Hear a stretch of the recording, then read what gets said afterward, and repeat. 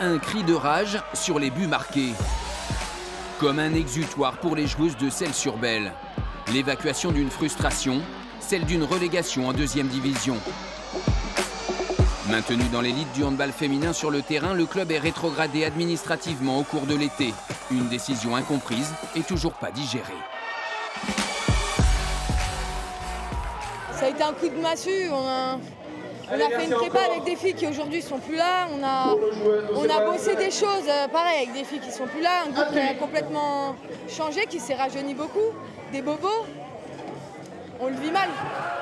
La Commission nationale de contrôle de gestion reproche au club de Sévrien un solde négatif de fonds propres et des documents non signés par le commissaire aux comptes.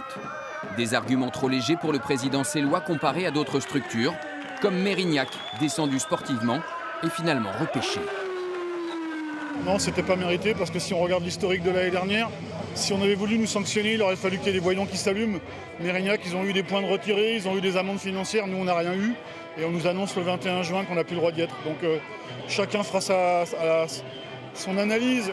Conséquence de la descente, une réduction de la masse salariale. 4 joueuses et une recrue sont libérées. Le groupe, amoindri par les blessures de 3 éléments majeurs, est complété par des jeunes du centre de formation. Difficile dans ces conditions de rivaliser. La saison va être longue et difficile. On le savait, on a gagné les 2 premiers presque par miracle. Et ça va être tous les week-ends comme ça. On manque de compétences, on manque d'expérience. On est obligé de jouer à 7. Voilà. La saison va être galère. Battu par Bouillargues, 26-30, Celles-sur-Belle est 4e du classement. Mais quelle que soit l'issue de la saison, le président quittera ses fonctions, dépité par le manque de considération de la fédération.